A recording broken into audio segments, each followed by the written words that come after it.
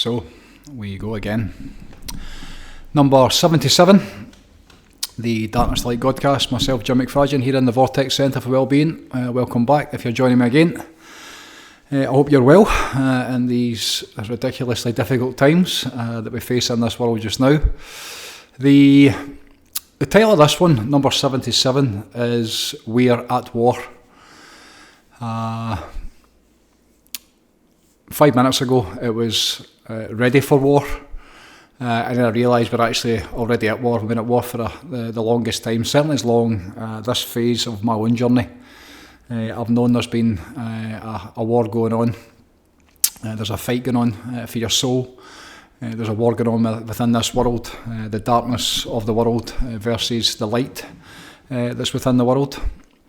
And never more evident than what you see just now with the literal circus that's unfolding every single day, and the literal clowns that are running this world or perceived to be running this world.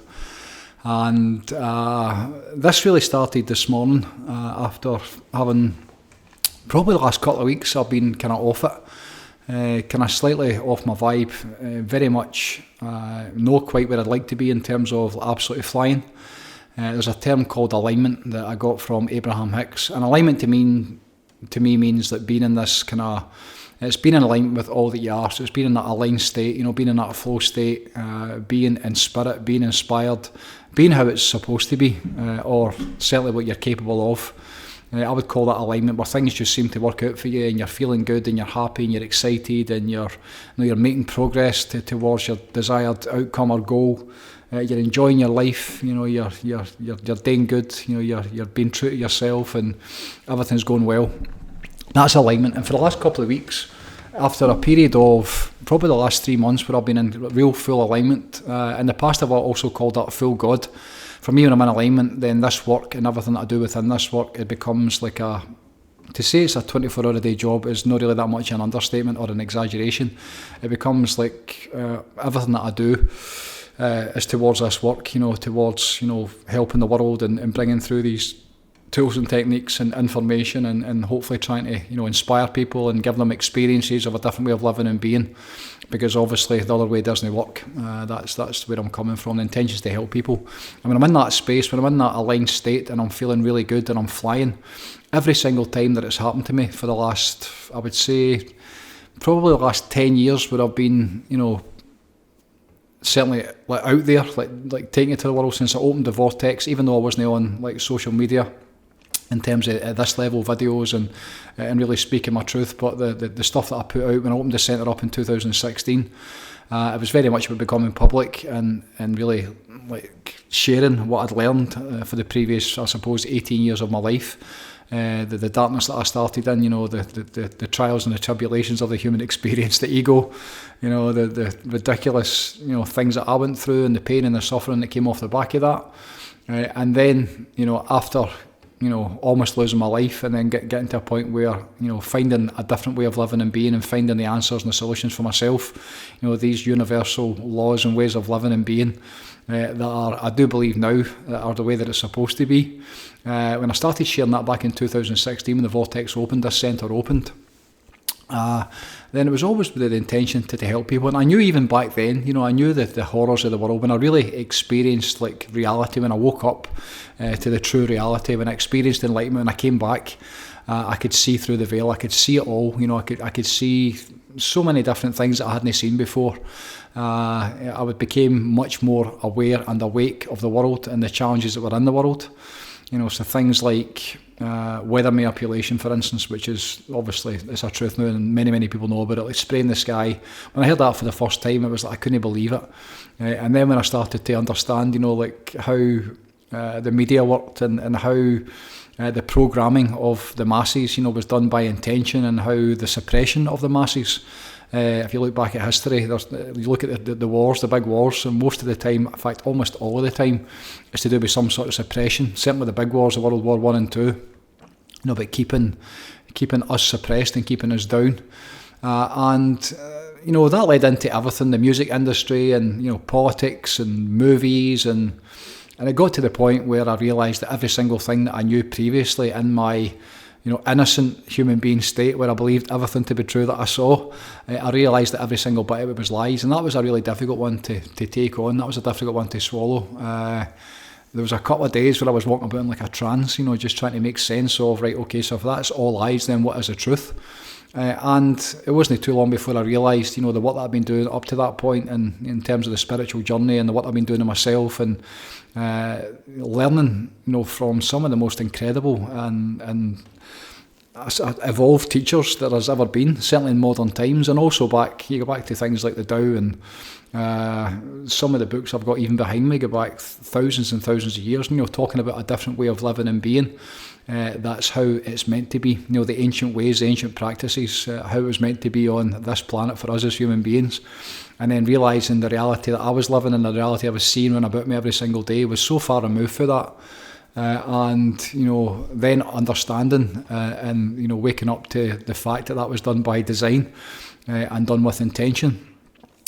Then at that point it became very challenging to me, but I really got a kind of fire in my belly in terms of I'd like to do something about this, and in any way that I can, even the tiniest wee intention to make this place better, the tiniest desire to dedicate myself in this life, the way that affects the world, and even the minutest detail, then I would have to do what I could, because something had to be done. So I was going to try and contribute any way that I could to try and fix this mess. And then fast forward to just now in 2026, where we are literally at war for our souls. That's what's going on. It has been for many years now. But the challenges we face just now on so many different fronts and in so many different ways. And when you look at what's happening in the world just now, and the way it came about for me this morning was watching, again, I don't tune into the news hardly ever. I'm aware of what's going on. I've done enough research over the last probably 10 years on and off to understand, the politics in different regions of the world. I understand, like how America works and how the allies within America. I understand how the British Empire, how it did it. How they go in and they, it's a regime change, and they destabilise and they bring the acting government down many times. That didn't need to happen, but because they were doing just fine. But normally there's some sort of natural resource or gain for us, the good guys, as we were always sold and told, to go in and fix these people's lives and take their countries and basically do it the way that always benefits us.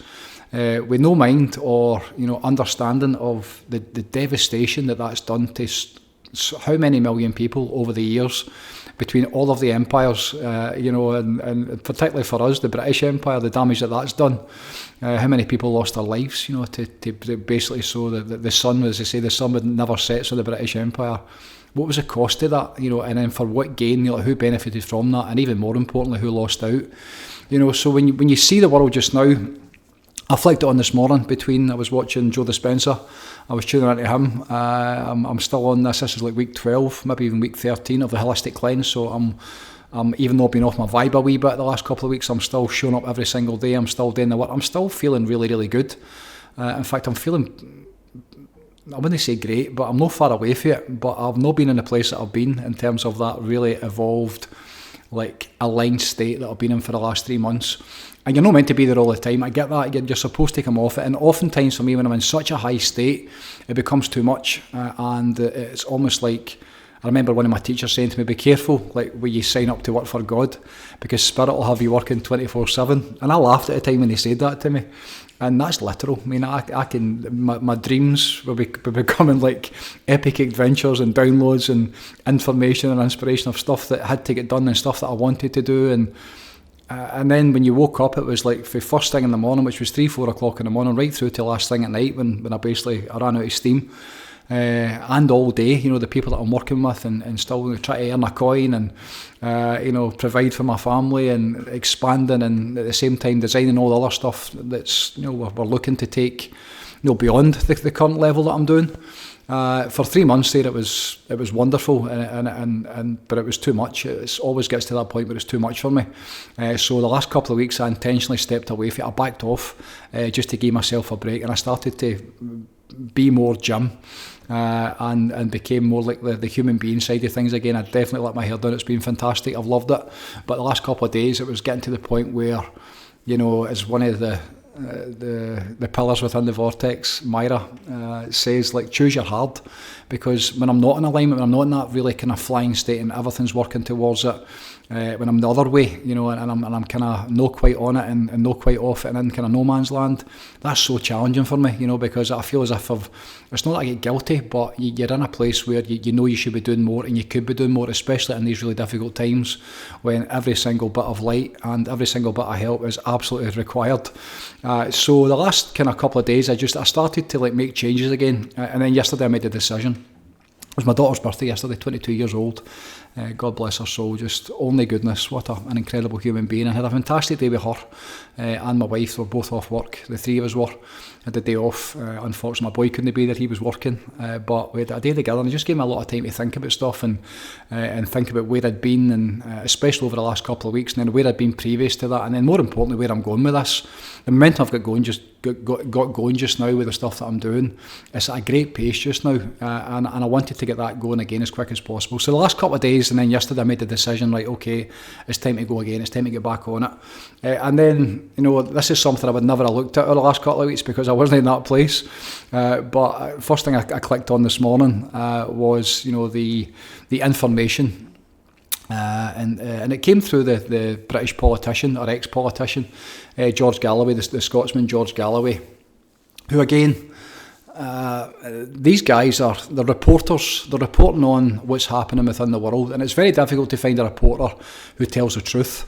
And whatever you believe about him, and I don't like or dislike the guy, I really don't, but I believe his information that he's putting out there, which is really consistent. In terms of the amount of times that he gets it out there, where he's different, the ways that he does it. But I believe that he's telling the truth from his perspective, and he's been on the inside, and he's been fighting against the establishments for most of his entire political career. And the fact that he's in Russia just now, funnily enough, and he's very well versed in terms of the challenges that are faced, primarily Iran, because of what's happening towards Iran just now, but also the challenges that have been historically with Israel and Palestine and the entire Middle East region. There's nobody really better than him, I don't think, at this moment. No, certainly that I've came across or explains it in layman's terms that you can understand what's going on within that region. So I'm very well versed in terms of what's going on. And I see very much two sides of it. I think growing up in the West, you're brainwashed to believe that this is it. We grew up like the Soviet Union and East Germany, and behind the Iron Curtain. I mean, what a name, behind that wall, that concrete wall. Like the Free West and capitalism, and how we had all the answers and this was the only way to do it.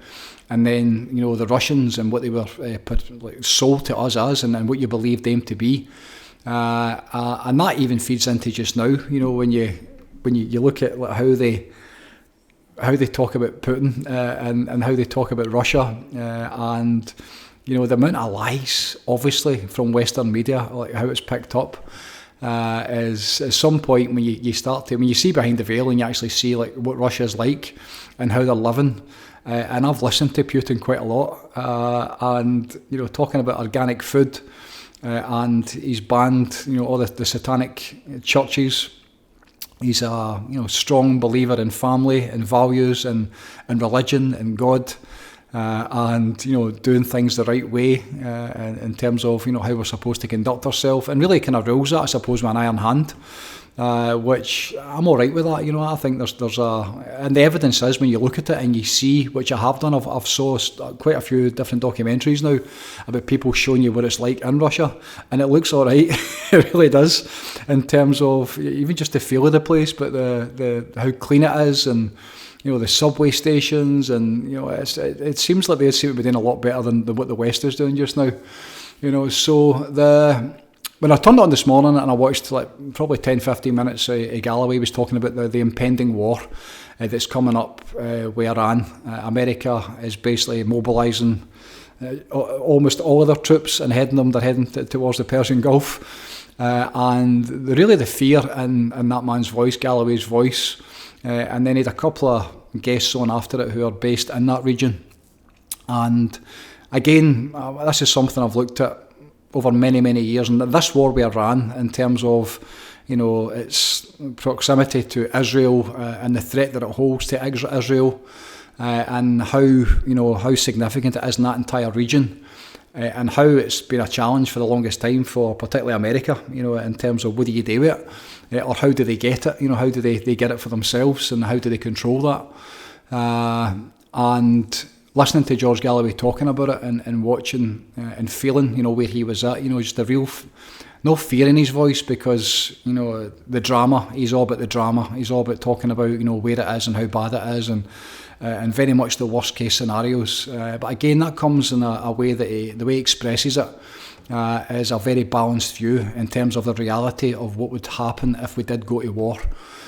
So last week when I was on the Godcast, I was talking about how the world and the challenges we face just now, and especially what's going on within the Western world. Although it goes a lot further than that, but this whole thing with the Epstein files and these revelations and stuff that's getting uncovered every single day, and how every single day it seems to be getting closer and closer to the people that run this world in terms of the highest level politicians. And I know it feeds into everything else, but the problem with these people, in terms of people like Donald Trump, or in this country as well, the current Prime Minister, or the people that are in position of power, certainly in America, the high level stuff, the people that are basically pulling the trigger and pushing the buttons that you don't want to be pushed. When you start to see that it starts to name them countless times.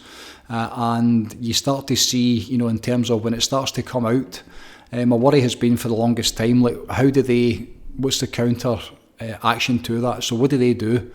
So for instance, the commander-in-chief, as they call him, Donald Trump, how much power he's got, whether he's got the ability to go out, all-out nuclear war and bring it into the world and do what he's doing, or what he intends to do in Iran, or the things that they're doing. And I'm not saying that it's all him, but obviously he plays a huge part in that. But the people that are around about him, the people that have been picked and handpicked into those different positions of power, there's something, absolutely, like there's a truth within the fact that there's some sort of organisation, or some sort of a club, or some sort of a dark side of the force that, any right-minded person, when you look at the horrors of war and what it's all about. I remember reading a quote for JFK saying that the number one job, and possibly the only job of the President of the United States, is to keep them away from war, so to keep them at peace.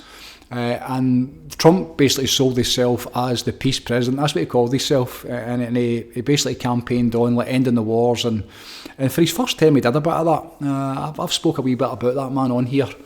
And I always, when I came out and I realised who he was, and I started to look into them, right at the beginning I says, let's just see who he is.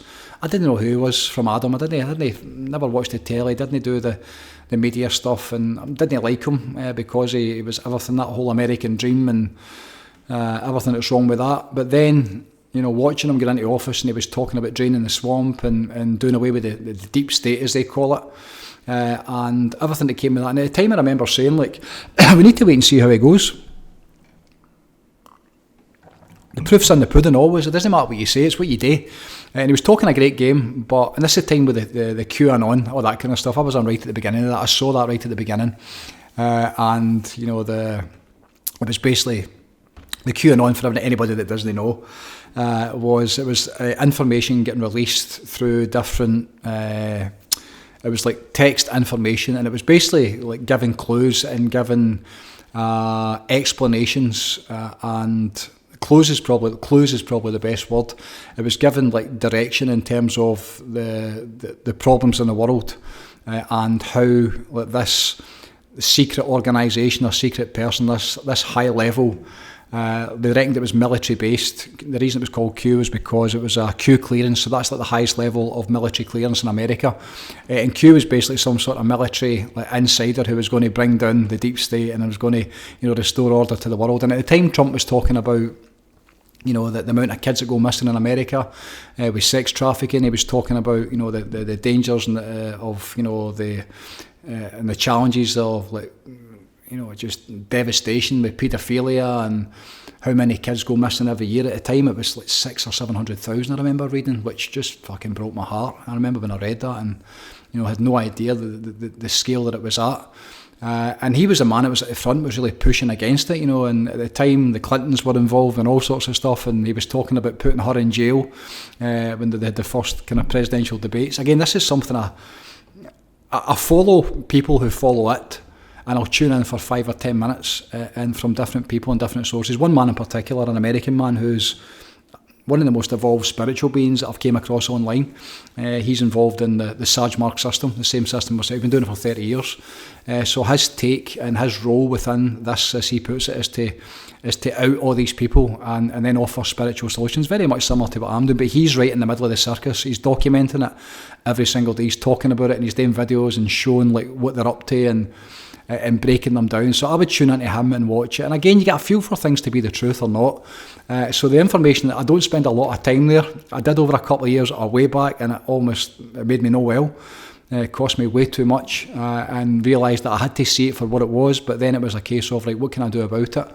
And that's what I believe this is. It's like you see it for how bad it is. Like, what is the opponent? Like, what is the darkness that we're facing?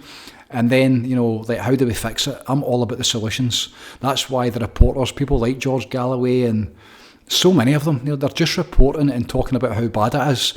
And not one of them has got an answer or a solution.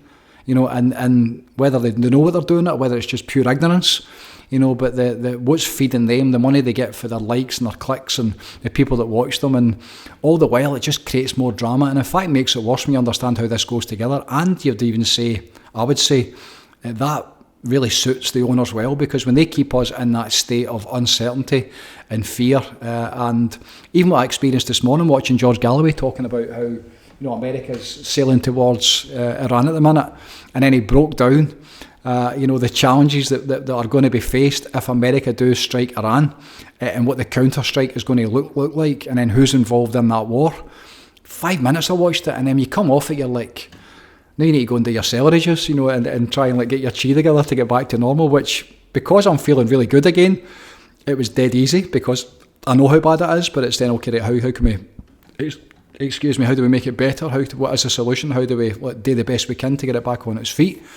But for so many people watching that and so many people tuning into it, that can ruin your day. And that can become your, like, almost every waking moment. You believe there's going to be a World War III. You believe there's going to be nuclear arms and weapons and, these hypersonic, supersonic fucking missiles that they can't defend against. Then obviously that impacts, like, your thinking and the chemistry that's being created within your body and how you conduct yourself and how you live your life. Of course it does.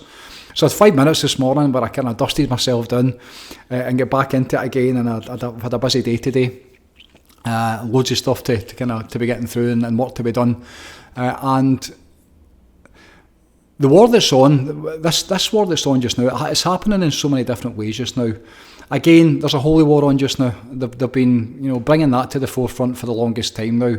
The radicalisation of these different religions, the radicalisation of Islam, the radicalisation of Christianity, the amount of like Christian soldiers, I believe there is now, that are ready to fight for Jesus and ready to fight against whether it's the Muslims or the Jews or it doesn't matter. There's all these different separate kind of subgroups of human beings who are ready to die and ready to fight, to defend what they believe to be, God through their religion, which is kind of hilarious when you think of how few of them, certainly Christianity, as far as I can see, like how few people actually have a Christian practice or do anything that Jesus Christ said it was the way it was meant to be. That's really interesting. I do believe that in other parts of the world, that they live it. They absolutely live and breathe and believe, their religious practices. And one of the things that I'm very aware of, should this go to war, the religion in Iran, it's for them to go to war, for them to die in battle, for them to, try and give their life to try and end the oppression of America and do what's right for them and their people and their God. That's no hardship to them. That's something that they absolutely, that's how they would like to go. they believe if they give their life up for that, then what's going to happen in the next life is all good. They're going straight to heaven. And you compare that to us in this country. I just imagine some like conscription and pulling some 16-year-old fatty off the couch who's never been to church in his life, and basically gets sent to war. God forbid. We just like, what's their belief system? Who are they as a human being? Like, how mature are they? It's certainly like to the point where they're going to go and like fight for that, for this country, and for that. It's like fucking good luck. That it's terrifying. So the holy war is definitely one part of it. The physical war and the reasons I believe that the war is, they're moving towards it. I've been saying this for the longest time now. The best way to suppress, the best way to put a people down is by war. I remember doing a big talk. I was down in Birmingham probably a couple of years ago. There was a man there who was ex-SAS. He was talking the day after me, I think. It was a business convention. And he was there for my talk, and he pulled me to the side after it. And he says, what do you think of what's going on in the world just now? This is 2 years ago. What do you reckon is going on in the world just now, and what do you think they're going to do? And before I get a chance to give my answer, he says, it's war, isn't it? It's going to be war. That's how they've always done it. And he took the words out of my mouth, because he could see it. He understands how the military works, or how the people that control the military, how they work it. So you've got to be asking the question just now, like, what is going on within the world? Why are we involved? Because Britain is absolutely involved. The entire Western world and NATO is involved, because we stand beside America. America being the superpower, America being the one that in the past has had all the money. And now it finds itself in, let's just say, the best of places on every front.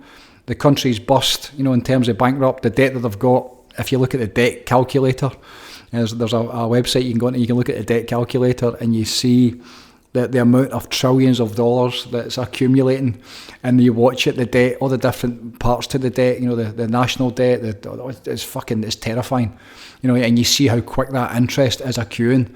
And so America's bust. America is on the way out. There's no question about it. It's the end of the empire. The empire is in free fall, and that's a really good thing unless you're American, and it's a really kind of a bad thing if you're standing anywhere close to them, which unfortunately us who grew up in Great Britain we're standing right beside them. And that was fine in the good old days with capitalism and the land of the free and all that kind of stuff, and the benefits that came with that. But talk about short-term gains, so how quick that has been the last 40, 50 years in my lifetime, and now to be standing beside them, and to stand beside them and what they actually stand for and what they believe in and how they're living their lives is a terrifying place to be. Because the reason that America, I believe, is involved in this, when you understand, how politics work, and I think over the last wee while, unless you've been in a cave somewhere, when you see what's going on within these Epstein files, and you see the amount of leaders that are obviously compromised, world leaders, when you think how many times that your man Trump has been, how many times he's lied, how many times he's been implicated and named within these files, the different evidence that, hopefully they will release. Up to now is enough, more than enough. I just saw today that your man's been arrested, the ex-prince, what's his name? Andrew has just been arrested, and the Kings gave him up, So, and this is where you've got to look at the King, because it's not that long ago in my lifetime, you see him standing beside Jimmy Savile, and anybody that knows anything about Jimmy Savile and what he did, and the fact that he had the keys to the palace, the fact that he was the King's best pal. Diana was terrified of him. Diana was to get him away for the wains, she could see the evil was in him. He was a white witch, that guy, or a dark witch, whatever way he fucking called it. But he was the devil in disguise, and he was running about with our current king. And then you look what happened to Diana, and at the time when that happened, the day that happened, straight away, I remember walking into the kitchen and I saw it in the news. And I knew straight away they'd done her in. I just knew it. I could feel it before I knew anything about it. I was into JFK conspiracies way back. The whole who shot, JFK was shot, and there was a couple of documentaries on, and there was like extended series of it, like who killed him. And you knew right away it was a cover-up. You knew something had been done, and Lee Harvey Oswald obviously didn't do it. So I was always interested in that kind of stuff, even as a wee guy when I was younger. But there was something about that Diana thing. It was like, there's no fucking way There's no way at the time, like what she was doing and how much a disgrace. She was like seen to be like away from the royal family and Charles, and then who she was cutting about with. And then I watched a documentary on her, and they did a whole breakdown of the conspiracies and the name of the tunnel she was taken out in. There was whole loads of things that basically that had to be the case. And then the other one for Charles, the king, was Lord Mountbatten. His mentor, the man who basically helped raise him and bring him up. And again, look into him, Lord Mountbatten. I remember we were just back from Ireland, and the IRA, I think it was, that blew him up. Lord Mountbatten, he was on his boat, and there's stories that there was perhaps children on that boat with him. He was again a notorious paedophile, that just the devil in disguise, and he was Charles's mentor. And you start to realise that these people and what they are and who they are. There's one perception of them when you see them, and I remember an old friend of the Vortex basically defending Prince Charles before he was a king, and saying he was just like another human being. He was a granddad, and I'm like, oh man, you need to see beyond that. You can't just take it what they tell you. There's no way you can. That's not true. That's not the truth. And even the ex-queen herself, the stories with her, there's so many different things, and you get to a point where you start to who are these people, and why are they ruling over us? So why do they get to do what they do? And then you look into the ancient bloodlines and how they managed to find their way into these positions. But when you think that King Charles and whoever sits on that throne, they literally believe that they are God's representative on earth. That's terrifying. That's absolutely fucking terrifying to think that the king, is like God, if there is a God, but not the God that I suppose I know. But you think that it's picked them, that family to represent God on earth, and then you look at what that family has got up to, what the British Empire has got up to, the amount of people that have died, millions and millions of people, so that the British Empire could get what it got. So you look at I've been in the museums. I've seen the stuff they've stolen from Africa and from Egypt, and they will only get it back. They don't give it back. This is stuff that's been, some of the stuff for Egypt goes back, how many thousand years? 10, 20, 30,000 years, some of it.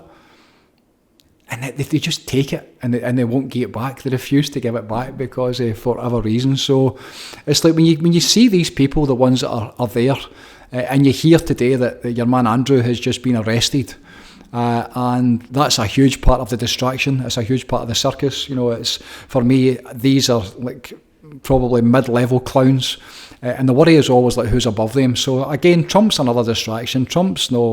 He's just a fucking clown. He's just an idiot that's a distraction to the world, isn't he? That's what I see him as.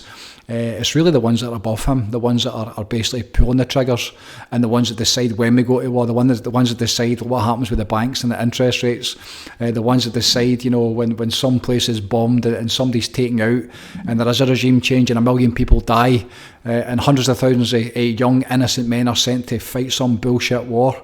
In the name of what? Stealing their oil or stealing their gas or stealing rights to make their way through their land. That's what it's always about.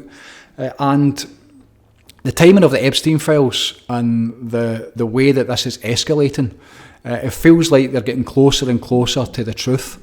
So over the last couple of weeks, there's been so many people talking about the way that it's unfolding, and what it really looks like, as I've known for the longest time, is that Trump's absolutely compromised. And he's compromised by the information that they've got on him.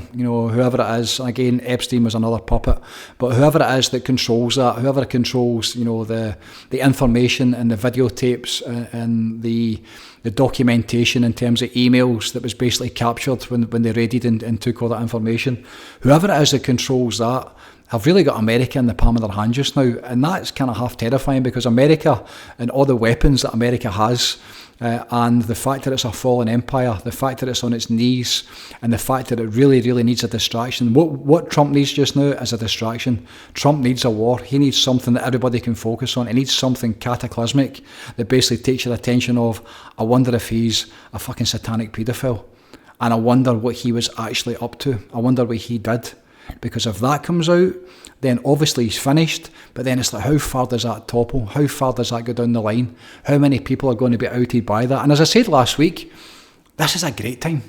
This is a great time to get the truth out. This is a great time to get it up and get it out. Trump, all the leaders, every single one of them, the business leaders that fund it, the people that are behind this. And this is where, again, ignorance is, for some people, ignorance that are unread and just don't fucking know. Somebody messaged me last week, like fuck the Jews. That's what the man sent me in a text. He sent me a friend request, and it was like, and I'm like, well, fucking what? What are you talking about? Like, what? That's such an ignorant, like, who are you? You're a part of the problem. Your ignorance is a part of the problem. So it's like, the big challenge is Zionism and Zionists. And again, that's very, very complicated because that's been, it came through, it was linked into, obviously, the Jewish religion and the Jewish people. Judaism is kind of linked together. But Zionism has got nothing to do with the Jewish religion. It's been weaponised, and they probably use it and stand beside it and behind it. And when you see the Western leaders, Trump included, Zionists, who this like secret club of people who seem to have like, a lot of the control and the power in this world just now, they're the ones that are doing most of the damage. So for this to come out, to really see behind the veil, to really see the people that are pulling the strings, whether we ever get to that, maybe that's naive of me to wish that's what would happen.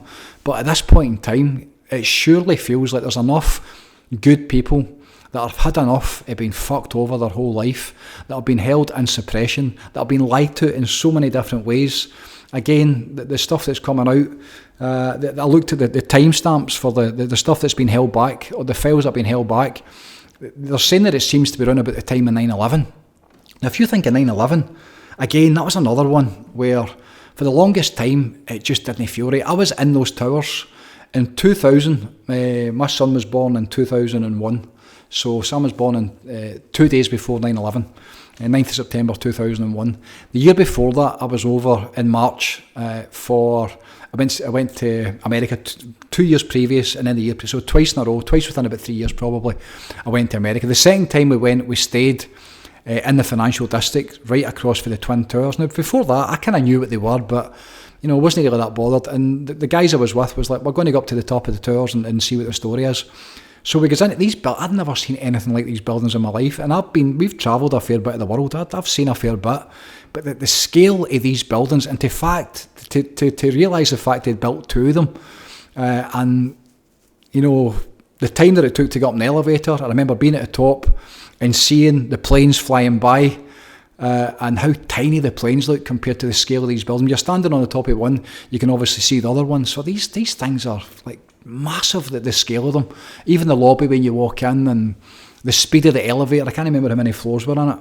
But I remember at the time the planes flying by and thinking, that'd be easy for a plane, to basically fly into this. And I remember my dad talking about, he was into all the kind of Clancy novels, talking about, that was one of the plots, was like hijacking planes for JFK Airport and flying them into the Twin Towers, all this kind of stuff. Funny how that, or not funny how that basically became a reality.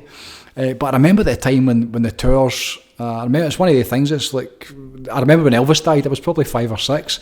I remember when it came onto the news and this plane had flown into the World Trade Center, and seeing what happened, and then the second one flew in, and then watching whatever it was hours later when the whole thing fell. And I remember thinking, holy shit. But at the time when I was there, you're not really like paying much attention to like the structure or the size of the building or the integrity of the building or how insignificant a smaller plane would be. There's none of that. And then I was watching a film the other night. I caught 5 minutes of a film that was on. My wife was watching it. Trading Places. It was right at the very end, and they're walking into the trade centre. And I remember making that walk. Our hotel was right across the road, and we walked across. And I remember walking in and looking up, and it's like, holy. And as they're watching that film, that 2-minute clip when they're walking in, and you see the size of the concrete and the steel, the posts and the structures, and just the scale of the building. And you think, like, impossible for a plane to bring that down. There's no way in this earth a plane brought that down. They're just impossible. Even if the plane was packed completely with seafloor, maybe even a nuclear weapon, it would probably take to bring the buildings down because of how they were constructed. Trump himself, the day that it happened, or the day after it, was basically, he said because of the steel construction, he was obviously big in construction in New York, but the construction of it, the building should never have came down. And then since the evidence that's came out, the 9/11 Commission and all the lies that we've been told, and there's so many bits to it where The dancing Israelis were another one. You know, the 4 or 5 Israeli guys that are caught on camera dancing up and down, celebrating when the tower gets hit with the plane. You know, and there were so many bits where you go, like, who the fuck's doing this? Like, what is it that's going on? And then you look what actually happened on the back of that. Again, they create the problem and then they offer the solution. So within minutes of the Twin Towers, it was Bin Laden, war on terror, all the new laws and regulations and restrictions that came in terms of the government's ability to, you know, to fight against this war on terror. And then, you know, how many million people lost their lives in the Middle East because of that? How many American soldiers went to war on a fucking lie and came back, if they came back, you know, just traumas and PTSDs, and many of them lost their lives, many of them took their lives when they came back because they couldn't handle either what they'd seen or what they'd done or what had happened to them. And if you think that that was based on a lie, for what? For like control or for power or for money? At some point, surely at some point, there must be enough light in people that are seeking the truth in this world, and have had enough, that people stand up and go, wait a fucking minute, what is it's happening here? What is actually going on? And that's a real challenge, because the ones that are in power, the ones that are in these systems, they seem to be in the dark side of the force. They seem to be the ones that, you know, have all the control and all the sneakery and all the power. But there's something just now, as I mentioned last week in the Godcast last week, there's something about, I watched again a wee bit of the live hearing, Pamela Bondi, what's she called? Attorney General. The Attorney General for America, the person that's responsible, you know, for law and order in America. And I'm watching it. I watched a wee bit of it live, actually. I'm watching it and I'm going, this is a fucking circus. This is a literal circus. The questions she's answering, she's a lawyer apparently. She looks like a housewife, but she's a lawyer. And fucking God help her, she should not be in that position. She's got in way over her head, and she stood up and defended Trump because she probably believed in him. And now she's standing with her life. Her life should be on the line because of the lies that she's telling. But the way that she's trying to defend the indefensible, it's like watching school kids basically shouting at each other. These are supposed to be the lawmakers of the most powerful economy, the most powerful country in terms of military in the world. And you're looking at this, it's like a fucking bun fight. She's shouting and bawling. One of the points that she brought up was like how strong the stock market was. Forget everything else, forget about satanic paedophile, forget about like who redacted the files and who kept the information away from us. Has nobody seen how powerful and how strong the stock market is just now? And you're just watching it and going, is it fucking me? Is it me? You're talking about how many people lost their life, how many kids, what they did to their kids, how they tortured their kids, what they done to the kids, you know, for what gain? To serve what gain? For their own self-gain, for their own sexual pleasures, for darker forces, no doubt that they're serving, you know, in terms of the sacrifices and all that kind of stuff. So at that point, it's like, right, okay, so this time we're in just now, these files need to come out. Every single one of these files, they need to come out. Whatever it takes to get them out, this is a time for the truth. Enough's enough. There is so much at stake just now. This war, if Trump, fucking trumpet, whoever is behind that, this goes to war. You're in a war with Iran. And in the years gone by, they're like, okay, so America's at war with Iran. That's got nothing to do with us. But then you look at how significant that whole region is in terms of, you know, the fuel that we get to fuel our cars, the electricity that supplies the power to everything that we do, at a time where we're almost in the bones of our arse, based on even more lies after all the fucking, you know, the COVID bullshit and all the way that inflation is being created, the way that lack is being created. So the next step is a war. I've been saying that for the longest time. It must go to a war. That's been my biggest fear, is a war. And you look at it now and you go, right, okay, so they go into a war with Iran. America's into war with Iran. So all of a sudden, Great Britain is in war with Iran. We're into war with Iran. So you look at the conscription for the Wains.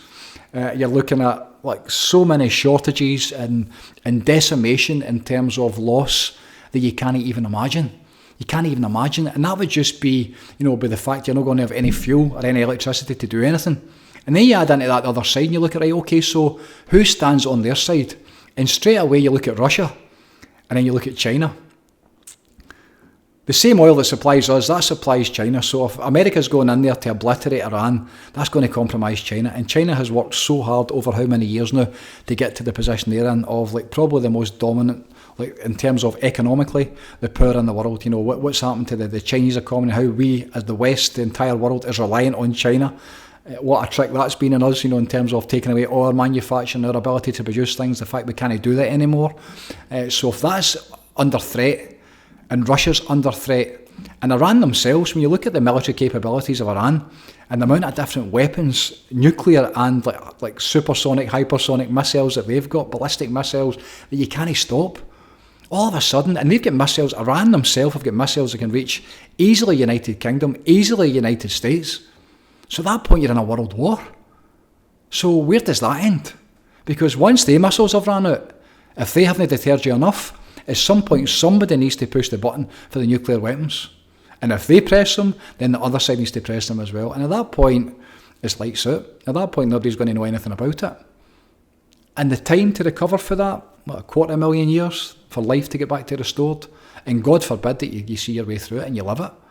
To be stuck in that amount of radiation, and no food, and no sunlight, and all the ones that you've lost, and the decimation that's left behind, please God, you die. So, it needs to come out. It needs to come out before it goes any further. All this information needs to come out. They need to be held accountable. We need to get them out. And as I said last week, let's get them all, every single one of them. And you could execute them. You could do away with them. But I would just leave that to God. There's a few people I know that I really don't like. There's one or two in particular who are sexual predators that I really don't like, and I know them. I know one or two of them personally. And for the longest time, it was a battle for me. I felt like I had to do something about it. But I smile now because it's like, fucking God's going to deal with you. When you will have your time when you stand before God and He asks you about how you conducted yourself. So that's got nothing to do with me. And I feel the same about them. You know, it's like the way that they've became who they became. You know, you need to leave that to God, especially some of the things that they've obviously done. So I would put them on that island. I would fence it in, and I would film it, and I would just fucking let them do what they need to do, and see how that plays out for them for the remainder of their lifetime, you know, and let them do whatever they need to do to make their way through the next 10, 15, 20 years, and leave it to God. You know, leave it to God. Let God decide their fate. But in the meantime, you know, once all this does come out, hopefully it does come out, and hopefully it happens quick enough, there's enough time to basically stop the insanity we're living just now. You know, then we need to rebuild it. Then we need to bring in a new system. Once they're all gone, once all the liars, it's like watching that Lassie Bondi. I remember Jim Rohn saying, like, liars lie. Why would you expect a liar to do anything other than lie? And there's also a great thing with Trump. The man who basically moulded and created Donald Trump was his lawyer, a Jewish lawyer. Just happens to be Jewish, might have been Zionist, I don't know. That's no slant on the Jews. Jewish people are fucking awesome. All people are fucking awesome. Doesn't matter what your religion is. It's the maniacs we need to stop. Doesn't matter what they call themselves. But this lawyer, this Jewish lawyer, who basically, he trained Trump in terms of how to do it, you know. So, and that involved just being so brutally honest and bullish, and being so certain in what you were doing, and basically bullying people by repetition and overpowering people to the point where people actually believed it, you know. And that's the way that Trump does. That's why when he stands in front of the camera now, it's like, surely wouldn't they be lying? And then you think, but why would they not? Because he fucking lies about everyone else. How many times has he been bankrupt? Is it 7 times he's been bankrupt? How many times is he fell from grace? How many times did he say he'd never even didn't know Epstein and he kicked him out of his place in Florida, and you know, and then you look at how the lies that were involved in that and the relationship that they had. This is all evidence now.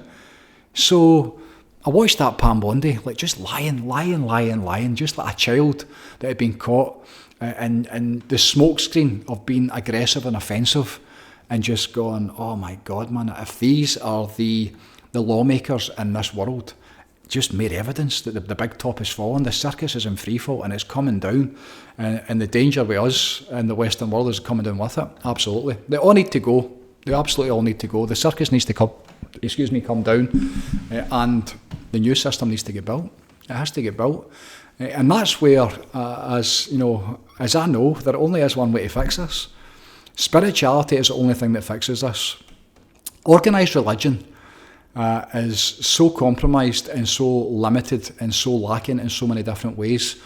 And yesterday morning, sitting in meditation, I'm thinking about the darkness in the world. So I'm thinking about, what do we do, man? Why has it failed? Why has it become so strong? Why is there such an uprising of satanic practices? Why is there such an uprising of the dark side of the force? And where's the counter balance to that? Where is the light? In terms of the world, why are so few people running about spirituality? Why are so few people meditating? Why do so few people know what meditation is? Why do so few people know who they are and what they are? Why do so few people know that the power of the divinity and consciousness that we carry inside of us? Why is that something that's lacking? Why is that something that nobody knows? And then you look at how it was sold to us. You look at how God has been sold to us, and it's been sold by religion. And I'm thinking, right, so why is that because on the dark side, you've got all that stuff, like Satan and the satanic fucking whatever they do, that whole horribleness. And then on the other side, the counterbalance to that is religion. And straight away I realised, I'm like, all right, so religion's fake. Because what religion tries to do, you can't get there. You can't experience the divine in religion. What they did, they took the teachings of Jesus, for instance. And Jesus, he and his disciples were followers of the way. I am in the Father, and the Father is in me. Jesus knew that he carried the divinity inside of him. He wasn't a Christian. He wasn't a Jew. He wasn't going to church every week. In fact, he went into the churches and booted out the fucking moneylenders and the tax collectors. So he knew the way.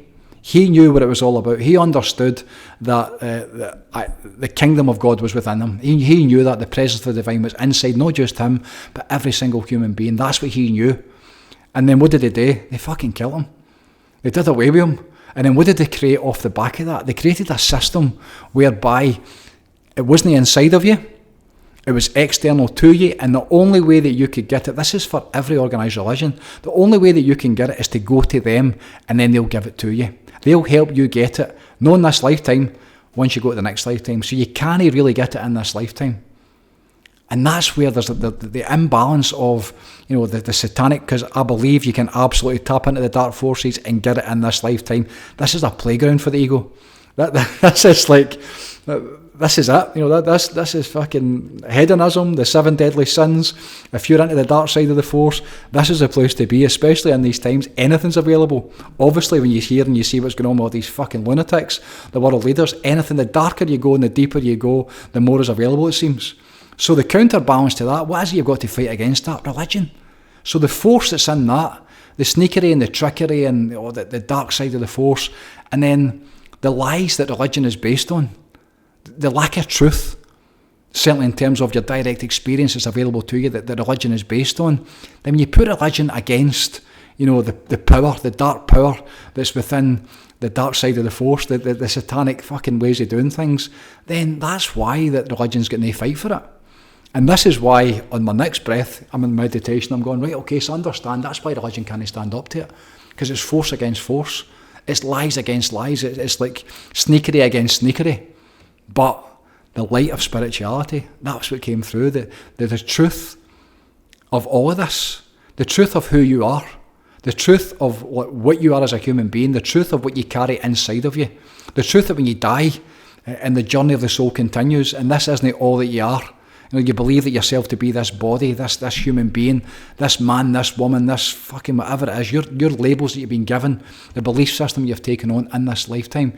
When you understand that every single bit of that is temporary and it's all man-made and none of it is a real eternal truth, and you go to the part, as Wayne Dyer used to talk about, that which is real, that which never dies, that's the bit that's real. And the only bit that doesn't die within you is the essence of you, the essence that you brought into this world, your spirit that you carry inside, your essence you carry inside your soul. That's the bit that's real, that's the bit that is eternal, that's the bit that is divine. And that's the bit with spirituality. When I talk about spirituality, it's a direct experience of that. It's a unity of knowledge of the divine. And the word God is so compromised. When I say God, people switch off because they think I'm talking about religion, and I'm not talking about religion. Spirituality and religion are very, very different. As Vivekananda, the great Indian saint, said, it's great to be born into religion, but it's terrible to die in religion. You can't get into heaven with religion. Because the heaven they talk about, it's an illusion, it's a lie. It's a lie. The divine essence that we carry, the perfection that we carry inside every single one of us, the way to get that is through spiritual practices and principles. Spirituality is the only thing that fixes us. Spirituality is all about union. Spirituality is all about reaching a certain level of consciousness through your own direct experience, where you realise that the separation is an absolute illusion, that you're able to see what they're doing with the world, that you're able to see how they divide us, divide and conquer, absolutely in every single way. You get to see through the lies and the deceit and the sneakery and the trickery, and how so many people are gaining, and yet almost everybody else is failing and losing. You just need to look at the evidence. It isn't working. The way the world is set up does not work. And it's been done this way for the longest time. And it's time for a change. It's time for a change. The way they want to do it is to suppress us. War, devastation, decimation, death, famine, fucking, you can imagine it. Especially as soft as we are now. I think of my dad talking about stories after the Second World War. He grew up as a war baby just after it. And they had nothing. He says that the twins used to fight over the amount of peas that were on the plate. He tells about the first time he ever saw a banana. You know, where the guy took it up and he opened it and he had a bite out of it, and all the kids were, oh, what the, like, amazed at actually what it was. There was no food. Rations, like literally having to go and queue up at a shop for a fucking pound of butter or a pound of sugar. And then what they could do back then, because they were so resilient, so many of the men were at war. So many of the men didn't come back for war. Again, my dad talks about how his dad come back, and then he grew up in North Motherwell, down the Lonan. And the amount of men that didn't come back for war, the amount of men that come back for war and were basket cases after the war. But then the ones that didn't come back, the women had to raise them, so the women could do everything. The women are the real strength in this. The women could do it all. You know, my gran used to wallpaper, and she was growing veggies, and she was baking stuff, and she was making dinner for 14 of them in a 2-bedroom house, and they'd no fires, they had nothing, they'd no clothes, they'd fucking... My dad says they had to go to a school trip, and one of the what do you call it, what's the name of it? When you have to bring something with you. Stipulation. One of the stipulations was to bring a change of underpants and a vest. And my dad was like, I think he had a pair of pants between about 14 of them. He said they just didn't have anything. Their blankets in bed to keep them warm at night when there was no heating in the house was my granddad's army war blankets that he brought back for the war. You know, so it's like they were resilient. They grew up in hard times. They were like really, they were capable because they had the skill set. They could make stuff out in the garden, you know, with jag and nettle soup and, you know, all the tinctures and the medicines and you know, different times. Whereas if we had to go through that, like where we're at just now, holy shit. I mean, you can imagine if Tesco's shut for 3 days and the fatties had no sugar or no fat, and just watch what happens if we eat in the rain wins. You know, I really believe that. It's like the addiction that we've got to like sloth. The addictions that we've got to an easy way of living, how addicted we are to this lifestyle we've got, this like Western fucking, it's so sick. We are so sick as a people. You know, so if we had to go through something like that, if we had to endure like real proper hardship, like no power, the water supplies like compromised, oh my God. We saw it with COVID when they thought there was going to be no toilet roll. People were jumping out of windows, you know, just because they thought they weren't going to be able to wipe their backside. You know, so it's a time for change. And spirituality is, I'm going to keep saying it, it's the only way we fix this. It's to go inside, it's to learn how to switch off your nervous system, you know, it's to get back into your heart, it's to reconnect and to remember, like through your feelings and your emotions, like the power that's inside of you.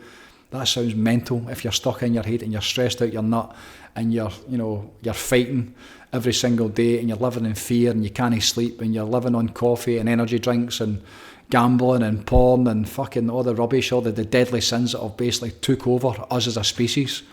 You know, but when you de-escalate all of that and you basically, you start to see the light of day, the literal light of day, even just by switching off your nervous system, you know, by remembering like how you're able to feel when you start to sleep properly, when you start to eat in a different way, you know, the whole game changes. And very quickly we can bring this back. And that's the exciting part for me. This can be fixed very, very quickly.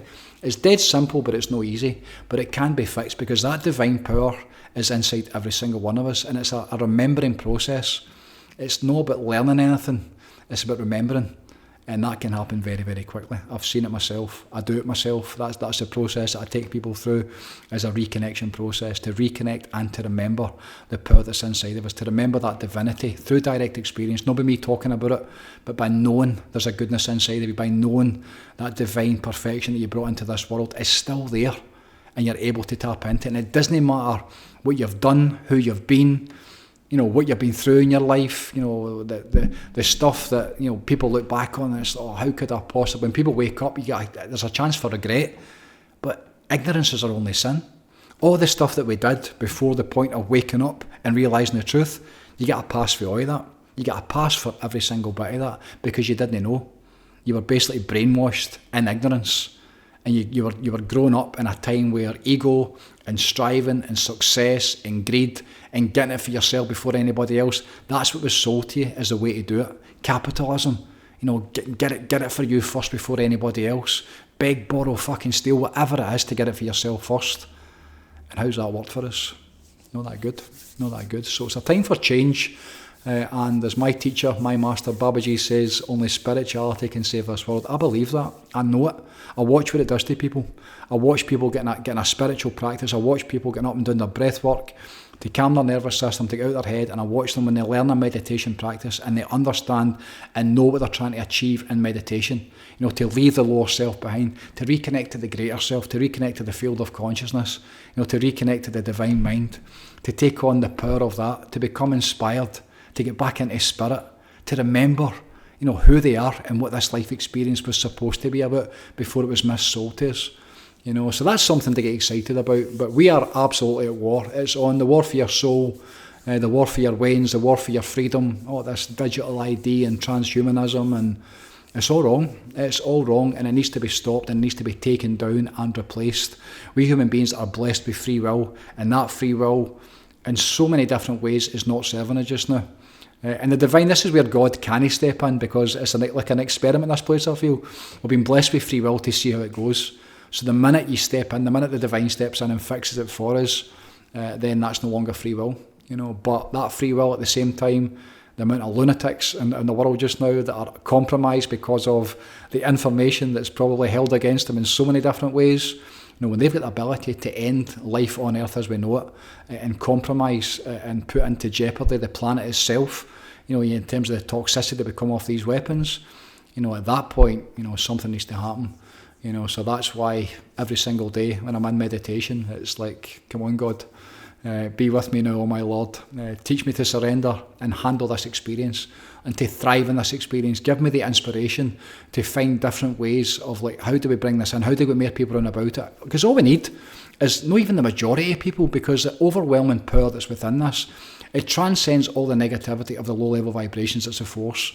The sneakery and the trickery and the ego is so limited, and the power of the divine is inexhaustible. So you don't need that many. I don't actually know what the number is. Hawkins probably calibrated it through kinesiology and doing the test, but the muscle test. But it's like, I wonder what the number is. I know we've got regularly between 10 and 20 people almost every day in morning meditation within the program in the Vortex, and then the group classes, they'll be around about between 15 and 20. And I checked on Zoom the other day, and you can get 10,000 people on a Zoom call. And I thought, I know the power that does. 10, 15 of us sitting in meditation for those group classes. I know what happens when people come here. We had 7 of us on Friday night for a satsang. Satsang means the company of truth. And to be in the truth in meditation with these beautiful human beings and feeling what happens within the room, the literal miracles that take place when that energy, when you're aware of that energy and you're able to tap into it and take on the power of it. Sitting the other day and I'm thinking, 10,000 people on Zoom, that may be enough. That might be enough to bring the light back into this world. Enough people that actually know what they're meant to be doing. They know how to do it. They know how to go in and get the experience and tap into that field of, like, quantum intelligence and divine perfection and allow the divine to come through them. That might be enough light to get this world back to the way that it needs to be. So it's an interesting time to be alive. The circus needs to go. The owners, the leaders, all this stuff needs to come out. Be aware of what they're trying to do between the holy wars and between the physical military wars. and the damage that could cause, so I'm preparing for the worst just now, but I'm expecting the best, I'm expecting the best every single day. All glory to God, I absolutely mean that, handing it over, having faith in the divine, and knowing that everything is going to be okay, no matter what way it goes. We do need a reset, the world needs a reset, the great reset that they talk about. I believe there's a different reset. I believe there's a reset that's coming from God, and spirituality, is a reset that we need, and at that point we may need to lose just about everything, so we can then go again and realise that the way that we're doing it didn't work, and then it's like so that didn't work, how else can we do it, what's the other ways to do it, and at that point it's the ancient ways, it's the ways that have been there forever. And not all of them are being lost or hidden or suppressed. There's still enough people and enough light in this world just now to get it back to the way that it needs to be. So that's what I'm living for and working towards every single day, to bring the light back into the world, to be in my heart, to speak my truth, to stand as a soldier for God. I mean that. I stand for God. I'm a soldier for the light. I'm here for the light. I stand against the darkness, the integrity to stand up and go, no, you don't get to do that anymore because it's wrong. What you're doing to innocent people, what you're doing to good people, the goodness, that divine perfection that's inside every single one of us, what you're doing to that needs to stop. And then be prepared to stand up and fight against that, So it's the way of the peaceful warrior, isn't it? That's it. It's being ready, not looking for it, but preparing for, worst case scenario. But at the same time, absolutely expecting the best, So onwards and upwards, we keep moving forward, we didn't stop. We all focus a solution. When you focus on the dark side of the force, when you focus on even talking about it, it can bring so much up, So I talk about it and then like this, and then I'm back to the solutions, back to the light, like one soul at a time every single day. Tomorrow night I'm in Glasgow, in the yoga barn in Glasgow again. It's a great class, a great class for people to come in, the reconnection, to reconnect and to remember the power that's inside of you, to learn how to breathe with correct form and function, to learn how to de-escalate your nervous system, to learn how to sleep properly, to learn how to get out of your head and to reconnect back into your heart. That's what the reconnection class is all about, and it happens inside 2.5, 3 hours. To leave there with a meditation practice, to leave there knowing the divinity and the power that you carry inside you, the whole world changes. So that's on tomorrow night in Glasgow. I'm available through the Vortex, through private sessions. The community's where it's at. Anybody that's interested in spiritual work, the community, the door is open. You'll be attracted to it. It happens at a certain time. There's a timing for all of this, but for those that are ready, those that are really serious about, bringing spirituality and spiritual practice into life, the community is as good as I've seen.